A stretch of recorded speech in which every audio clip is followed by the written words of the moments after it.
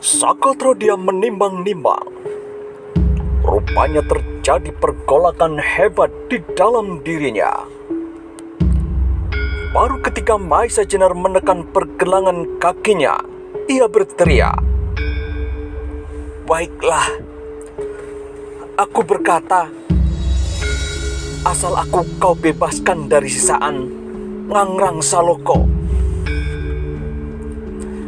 Lalu dilepaskanlah pergelangan kaki orang itu, dan ia melangkah satu langkah surut. Mengalami perlakuan yang demikian, orang itu ternyata sangat terkejut. Ia tidak tahu maksud lawannya yang dengan begitu saja telah melepaskan tangkapannya. Sehingga untuk beberapa saat ia tetap tertelungkup tanpa bergerak. Sampai Maisa Jenar menegurnya, "Duduklah dan berkatalah." Kembali ia tersentak mendengar tegur Maisa Jenar.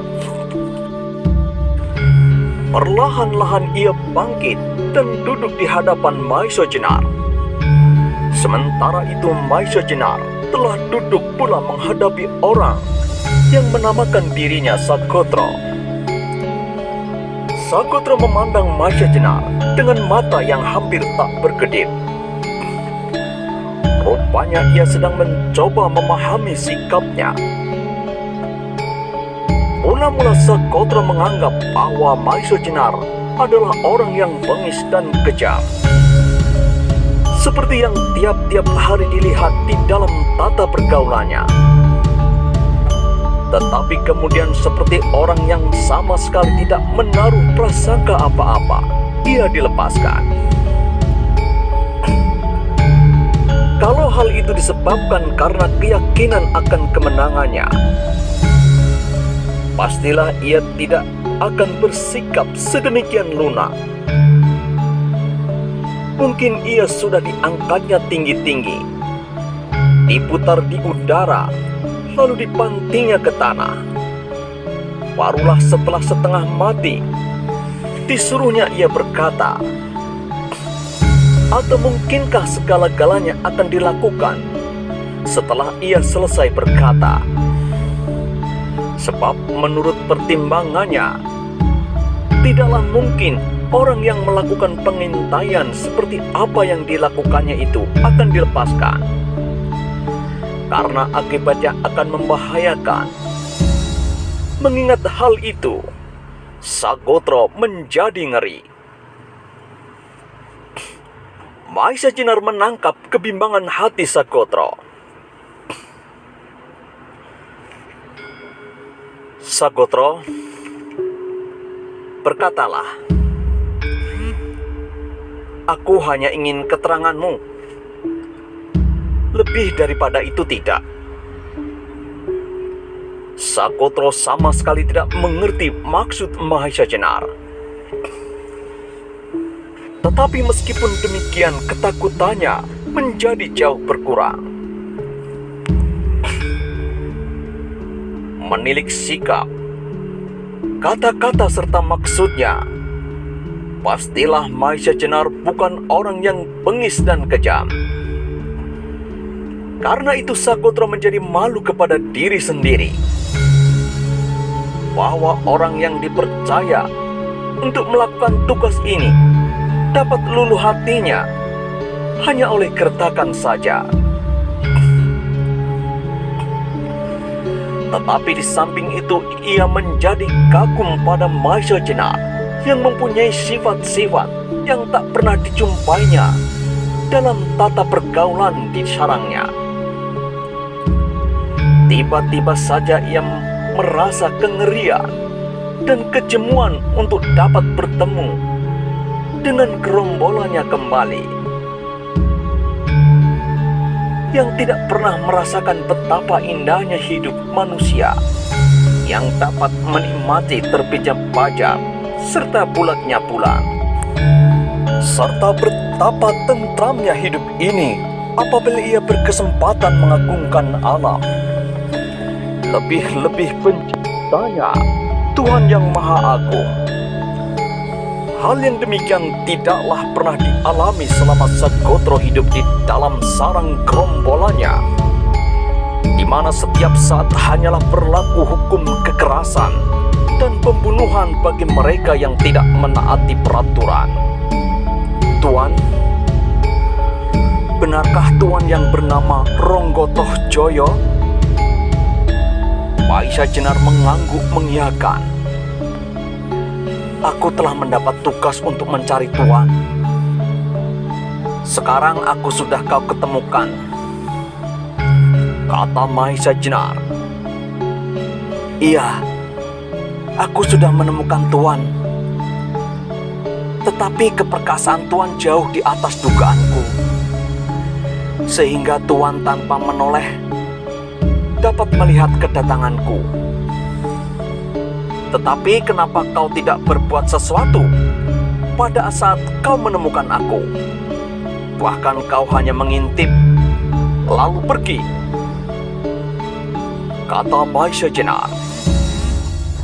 Sagotro membetulkan duduknya, lalu jawabnya, memang aku hanya mendapat perintah untuk menemukan tempat Tuan. Sesudah itu aku harus melaporkan, sebab kami yakin bahwa untuk menangkap Tuan diperlukan 10 sampai 20 orang yang tergolong tingkat atasan dalam gerombolan kami. Kau ini sebenarnya termasuk gerombolan apa? Tanya Maisa Jenar kemudian. Kembali orang itu ragu-ragu dengan menyebutkan nama gerombolannya. Mungkin sangat tidak menguntungkan baginya. Tetapi ketika ia melihat wajah Maisa Jenar yang sama sekali tidak memancarkan rasa permusuhan, hatinya agak tenang sedikit. Meski dengan jantung berdegup, berkatalah Sagotro,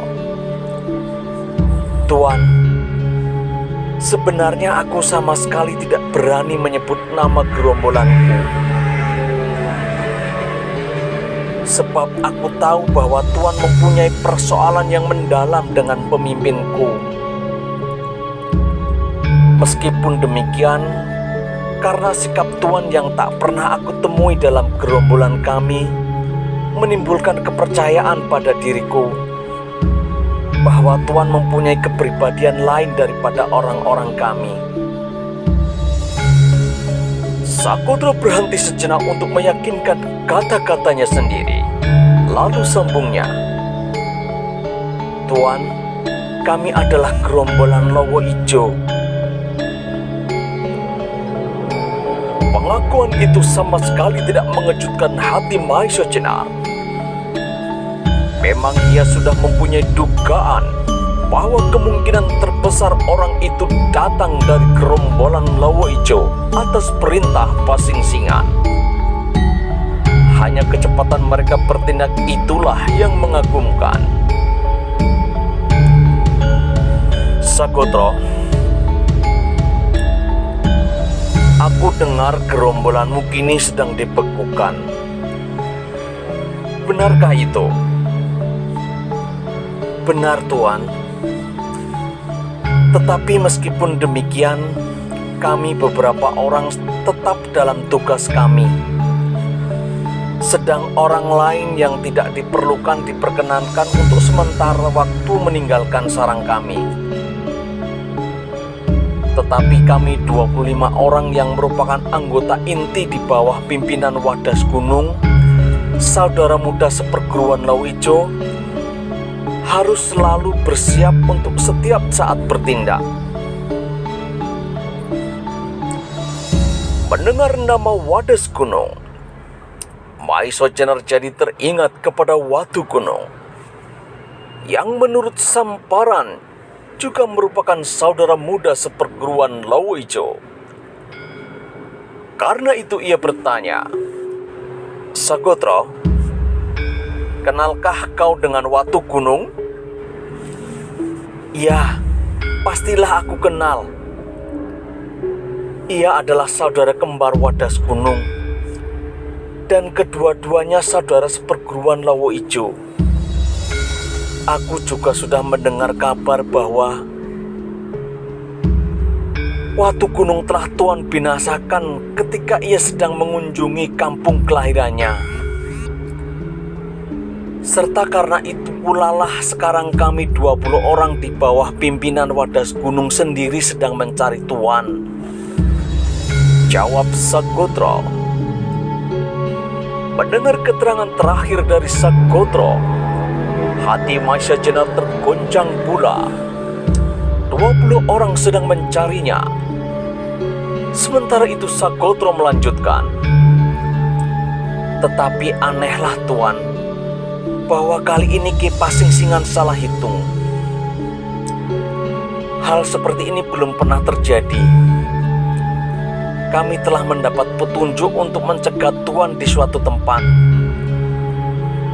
Menurut perhitungan Ki Pasingsingan, pada hari ini menjelang malam Tuan pasti sampai ke tempat itu. Tetapi ternyata perhitungan itu meleset, dan Tuan telah mengambil jalan lain menghindari tempat yang telah kami persiapkan untuk menjebak Tuan.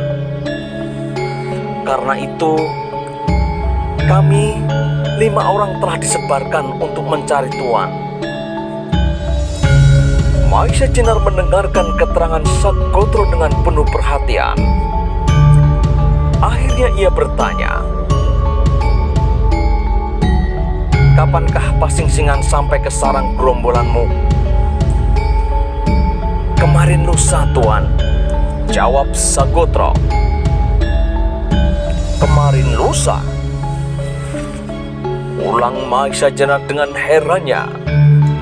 Sulit baginya untuk membayangkan kecepatan berjalan Pasingsingan. Ditambah lagi ketika ia teringat telapak kaki yang masih tampak baru yang ditemuinya sore tadi. Maisa Jenar menjadi bertambah heran lagi. Kemudian Maisa Jenar bertanya, adakah orang lain yang kau temui lewat jalan yang seharusnya aku lalui? Tidak Tuan, tidak ada. Kalau ada pastilah orang itu kami tangkap. Sebab pasti orang itu kami sangka Tuan. Karena di antara kami tidak ada yang pernah mengenal wajah Tuan, kecuali hanya ciri-ciri Tuan yang digambarkan oleh Ki Pasingsingan. Maisa Jenar menjadi bertambah heran. Adakah pihak ketiga yang sengaja memberi tanda kepadanya supaya mengambil jalan lain? Ia menjadi bingung menimbang-nimbang. Tetapi sampai sekian lama tak dapat ia memecahkan teka-teki itu. Satu-satunya kemungkinan yang membayang di kepala Maisa Jenar hanyalah Ki Ageng Pandan Alas. Belum lagi masalah telapak kaki bisa dipecahkan. Mereka melihat di arah sebelah selatan warna merah membayang di udara. Pasti di sana ada seseorang yang menyalakan api. Segera Maisa Jenar ingat bahwa Wadas Gunung beserta 20 orangnya sedang bersiap menghadangnya. Tetapi menilik arahnya, pasti bukan mereka. Sagotro, kawan-kawanmu kah yang menyalakan api itu? Sagotro memandang pula ke arah warna merah yang mewarnai keremangan malam. Ia menggeleng kepala perlahan, lalu jawabnya, "Bukan Tuan, itu pasti bukan kawan-kawan. Mereka menghadang Tuan tidak di arah itu." Lalu, siapakah menurut pendapatmu yang menyalakan api itu? Sagotro tampak berpikir sejenak dan akhirnya ia menjawab, "Tuan, mungkin itu adalah orang tua yang agak kurang waras, yang merupakan satu-satunya penghuni di daerah ini." "Satu-satunya?" saut Maisha Jenar agak terkejut. "Jadi di daerah ini tidak lagi ditinggali manusia kecuali orang itu?" Sagotro menggelengkan kepalanya. "Tidak, Tuan. Memang daerah ini sekarang sama sekali kosong. Kecuali seorang itu," jawab Sagotro kemudian. "Kenapa orang itu tidak pergi? Tidakkah dia takut menghadapi keganasan gerombolan-gerombolan itu? Ataukah dia sedemikian hebatnya sehingga tak seorang pun berani mengganggunya?" "Tidak, Tuan. Ia sama sekali tidak memiliki kepandaian apa-apa. Aku sendiri pernah datang mengunjunginya. Tetapi seperti yang sudah aku katakan, orang itu agak kurang waras. Ia merasa bahwa ia sama sekali tidak mempunyai milik.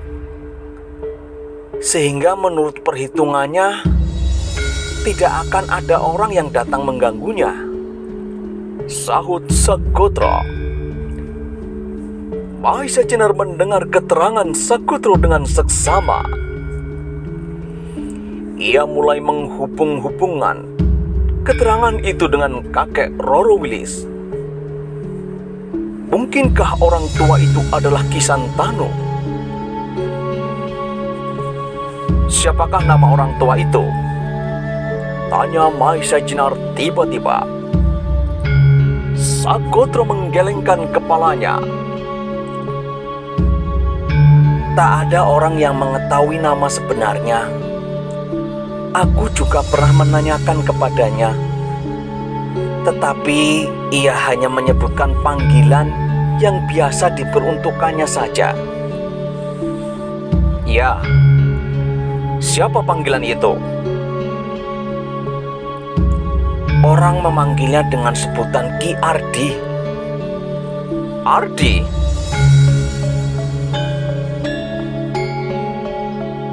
Tiba-tiba terlintaslah dalam benak Maisha Jenar bahwa Ardi dapat berarti sebuah gunung. Sedang kakek Roro Wilis pun berasal dari daerah pegunungan. Dia berpikir tidak ada salahnya kalau dia berkenalan dengan orang tua itu. "Sagotro, dapatkah kau menunjukkan jalan ke rumah Ki Ardi itu?" kata Maisha Jenar kemudian. Sagotro diam-diam menimbang-nimbang. Ia menjadi agak kebingungan tentang dirinya sendiri. Ia belum dapat penyelesaian. Sekarang ia mendapat pekerjaan baru, mengantarkan Maisha Jenar ke rumah orang tua itu. Tetapi sesudah itu lalu bagaimana? Pastikah ia harus bunuh diri atau Maisha Jenar akan membunuhnya? Serta bagaimanakah kalau ia bertemu dengan kawan-kawannya yang juga sedang mencari Maisha Jenar? Maisha Jenar melihat kebingungan hati Sagotro serta sedikit banyak menangkap perasaannya. Tetapi di samping itu mendadak timbul pula kebimbangan di hatinya sendiri. Lalu bagaimana dengan Sagotro itu kemudian? Kalau orang itu dilepaskan, maka persoalannya akan berkepanjangan. Pastilah ia akan melaporkan semuanya kepada Wades Gunung dengan ke-20 kawannya. Dan ini berarti suatu pekerjaan yang sangat berat. Sedangkan untuk membunuh Sagotro, tidaklah terlintas dalam angan-angan Maisa Jenar. Sebab orang seperti Sagotro bukanlah orang yang pantas untuk menerima hukuman yang sedemikian berat. Sebab ia tidaklah lebih dari seorang pesuruh. Karena itu, kemungkinan satu-satunya adalah membawa Sagotro itu seterusnya sampai keadaan terasa aman. Mendapat pikiran yang demikian itu, maka Maisa Jenar segera mengambil keputusan. Sagotro, barangkali kau segan untuk melakukan permintaanku, menunjukkan jalan ke rumah Ki Ardi, sebab kau merasa bahwa tak ada gunanya kau berbaik hati kepadaku. Tetapi ketahuilah Sagotro, aku terpaksa memutuskan untuk membawamu kemana aku pergi demi keamananku. Kalau aku seorang diri, barangkali aku segera bisa melepaskanmu. Lalu sesudah itu aku dapat menyelamatkan diriku secepat-cepatnya.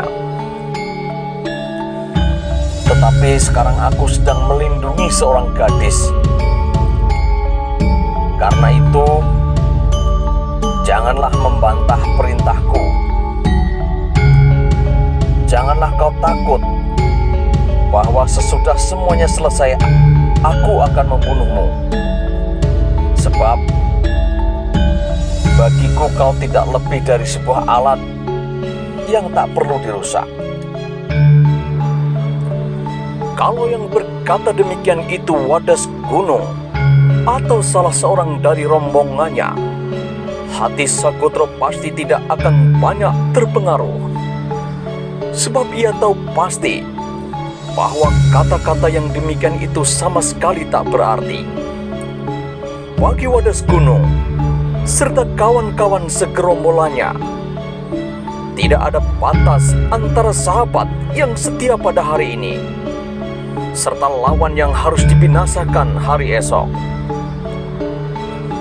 Tetapi yang berkata demikian adalah orang lain, orang yang baru saja dikenalnya, bahkan yang telah diserangnya dengan sekuat tenaga untuk dibunuh. Namun demikian orang itu masih berkata kepadanya bahwa ia masih boleh mengharap untuk dapat menyaksikan matahari terbit esok pagi. Dan kata-kata ini mempunyai kesan yang jauh berlainan dengan segala pujian, janji, dan segala macam yang pernah keluar dari pemimpin-pemimpin rombongannya. Karena itu hati Sagotro berguncang hebat. Tanpa sadar, Sagotro meloncat, lalu bersujud di muka Maisa Jenar sambil mencium tanah.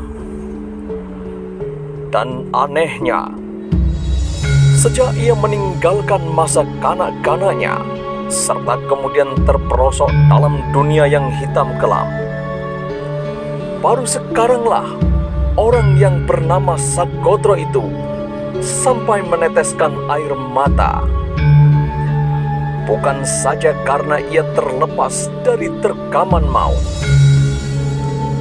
sebab hal yang demikian itu telah sering kali dialami dalam segala kegiatannya sebagai anggota gerombolan penjahat. Banyak tangkapan-tangkapan maut yang dapat dihindari Sagotro. Tetapi ia tidak pernah merasa terharu sama sekali mengalami peristiwa-peristiwa itu.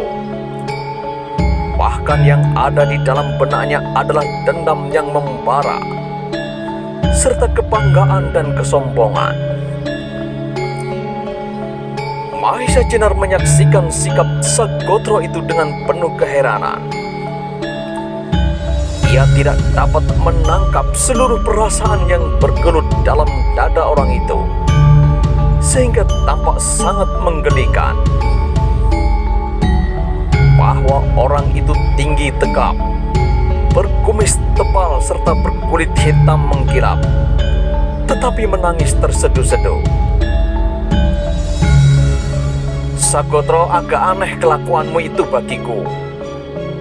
Seorang laki-laki macam kau, dengan sikap jantan berani menantang maut, kini tiba-tiba menangis macam anak-anak, kata Mahesa Jenar. Tuan, tak pernah selama hidupku merasakan sesuatu yang demikian mengharukan seperti kali ini, jawab Sagotro. Sagotro merasakan bahwa ternyata bukanlah kekerasan melulu yang dapat menyelesaikan masalah-masalah yang dihadapi dalam kehidupan ini. Meskipun Tuan bermodalkan kekuatan yang tiada taranya, tetapi sikap Tuan adalah suatu penguasaan mutlak atas diriku. Seandainya Tuan tidak berbuat demikian, mungkin dalam kesempatan-kesempatan yang ada, aku pasti akan menyerang Tuan. Atau setidak-tidaknya aku ingin mati sebagai seorang laki-laki sejati. Tetapi sekarang, hidup matiku bulat-bulat di tangan Tuan. Juga seandainya Tuan ingin menyaksikan aku mati di sarang semut Saloko, tidaklah menjadi masalah lagi bagiku, kata Sagotro kemudian. Mahesa Jenar terharu juga mendengar kata-kata Sagotro. Tetapi meskipun demikian, ia tetap berhati-hati, sebab kata-kata itu keluar dari mulut seorang penjahat yang cukup mempunyai ikatan yang sempurna. Tidak mustahil bahwa cara-cara yang demikian sering dilakukan untuk mengurangi kewaspadaan lawan. Hanya karena kejadian itu tampaknya meyakinkan, maka Mahesa Jenar pun tidak perlu lagi terlalu mencurigainya. Sejenak kemudian mereka saling berdiam diri, hanyut oleh arus perasaan masing-masing. Sementara itu nyala api di sebelah selatan itu pun semakin tampak terang. Angin malam pun terasa semakin dingin menggigit tulang. Sagotro, marilah kita pergi, kata Mahesa Jenar kemudian memecahkan kediaman mereka. Mari Tuan, jawab Sagotro. Perlahan-lahan Mahesa Jenar berdiri tegak serta memandang ke arah Rorowilis berbaring. Tetapi mestikah gadis itu aku bangunkan, desis Mahesa Jenar. Atau kita menunggu sampai besok pagi Tuan, sahut Sagotro. Tidakkah ada bahayanya apabila tidak mungkin salah seorang kawanmu datang pula ke tempat ini? Dengan demikian, kau pun pasti akan mendapat kesulitan, jawab Mahesa Jenar. Sagotro dia menimbang-nimbang. Memang mungkin sekali salah seorang dari kawannya datang pula ke tempat ini, meskipun mula-mula mereka berpencaran. Jadi bagaimana menurut pendapat Tuan? Tanya Sagotro lagi. Mahesa Jenar tidak segera menjawab. Ia pun sedang berpikir bagaimana sebaiknya. Kalau pada saat itu ia langsung bersama-sama Rorowilis pergi ke arah api itu, tidakkah ada kemungkinan orang-orang yang sedang mencarinya pergi ke arah api itu juga? Sagotro, tidakkah kawan-kawanmu juga akan pergi ke arah api itu? Aku kira tidak, Tuan. Pasti mereka tahu bahwa arah itu adalah arah rumah Ki Ardi, jawab Sagotro. Tuan, adakah sesuatu kepentingan Tuan dengan orang itu? Tanya Sagotro. Mendapat pertanyaan yang demikian, Maisa Jenar agak menjadi repot untuk menjawabnya. Tiba-tiba Maisa Jenar teringat bahwa kakek Roro Wilis itu menyebut dirinya Ki Santanu. Karena itu segera ia menjawab, Sagotro, sebenarnya kedatanganku ke daerah Pliritan ini adalah untuk mencari seseorang yang bernama Ki Santanu. Kalau aku dapat bertemu dengan Ki Ardi, mungkin aku akan dapat menanyakan kepadanya tentang orang-orang yang pernah tinggal di daerah ini. Mungkin ia mengenal orang yang bernama Ki Santanu itu. Sagotro tampak mengerutkan keningnya. Ia mencoba mengingat-ingat orang-orang yang pernah tinggal di daerah ini. Sebab ia dalam melakukan tugasnya banyak berhubungan pula dengan penduduk, sehingga hampir semua dikenalnya. Tetapi nama Santanu belum pernah dikenalnya. Tuan, barangkali aku dapat mengenal semua orang di sini sedemikian baiknya, seperti juga Ki Ardi. Tetapi nama itu belum pernah aku dengar. Mungkin di samping namanya, ia mempunyai sebutan lain, atau barangkali Tuan dapat mengatakan kepadaku bagaimanakah ciri-ciri orang itu? Jawab Sagotro. Maisa Jenar menggeleng perlahan-lahan. Aku sendiri belum pernah mengenal wajahnya. Ia adalah kakek gadis itu. Nah, mungkin kau dapat bertanya kepadanya. Marilah kita tengok ia, barangkali sudah bangun. Sagotro tidak menjawab. Segera ia berdiri dan berjalan di belakang Maisa Jenar. Tetapi mendadak terjadilah sesuatu yang mengejutkan. Cepat seperti kilat, Maisa Jenar meloncat ke arah tikar yang masih terbentang. Tetapi Roro Wilis sudah tidak ada lagi terbaring di atasnya. Jantung Maisa Jenar bergelora hebat sekali. Sadarlah ia bahwa ia telah berbuat sesuatu kelengahan. Di daerah yang berbahaya serta mengandung banyak rahasia ini, ia telah terlalu lama meninggalkan Roro Wilis seorang diri. Segera ia berdiri tegak serta mengangkat kepalanya, memusatkan pikiran serta segenap panca inderanya untuk menangkap tiap-tiap gerakan maupun suara di sekitarnya. Tetapi tidak ada yang tampak selain daun dan ranting yang digoyangkan angin, serta tak ada yang didengar selain gemersik dedaunan itu serta tarikan nafas Sagotro. Maisa Jenar adalah seorang yang cukup matang. Ia memiliki ketenangan pikiran serta kecepatan bertindak. Tetapi meskipun demikian, kali ini hampir kehilangan semua sifat-sifatnya itu. Pada saat ia menghadapi pasing-singan, ia masih tetap sadar dan dapat menguasai pikiran sepenuhnya. Tetapi sekarang ia menghadapi suatu peristiwa yang belum pernah dirasakan. Hilangnya Roro Wilis dirasakannya sebagai suatu peristiwa yang langsung menusuk perasaannya yang paling dalam.